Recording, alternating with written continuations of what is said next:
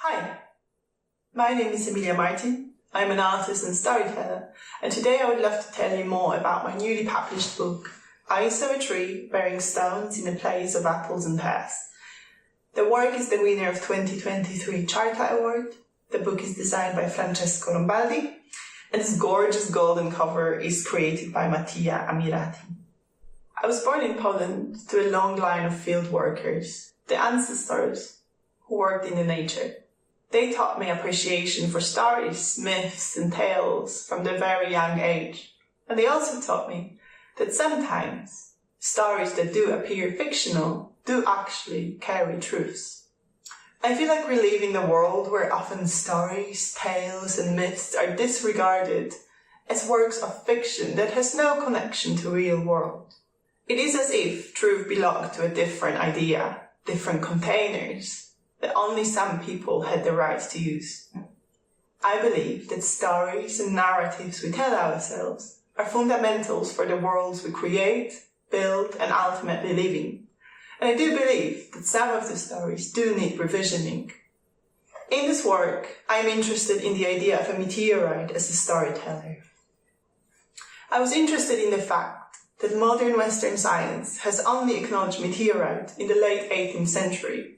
I found this to be really late, considering the fact that actually the centuries back of myths and stories of the accounts of people witnessing meteorites. Often these stories belong to native communities who lived closely to the land, or people like my ancestors who labored under the bare sky. What I do in this work is several things. I find the stories and myths that I'm absolutely fascinated with, and I do stage them into photographs, at the same time playing with this idea of truth and not truth. I also work with archival images in different ways. I was particularly interested in working with the Polish National Archive of Photography because it shows me how the images from the countryside are archived, and in many cases they are simply not. It also teaches me a lot about how the photographs were indexed and what was seen as important and valuable in photographs and what wasn't. Sometimes I will simply use these photographs and remove them from their original context, and sometimes I will play with them.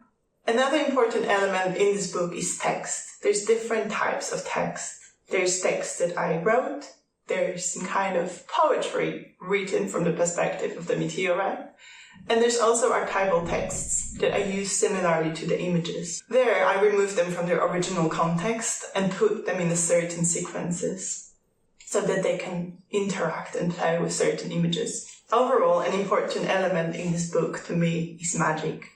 I wanted this book to be magical. I wanted this story to feel as if it's not clear whether it's true or not. Where exactly is it happening? In the realm of reality or in the realm of dreams? And I wanted to blur these lines a little bit. I don't like this binary idea of reality and fiction. I think actually so much of the fiction carries truths that could not be carried by the mainstream narratives. Thank you so much for listening.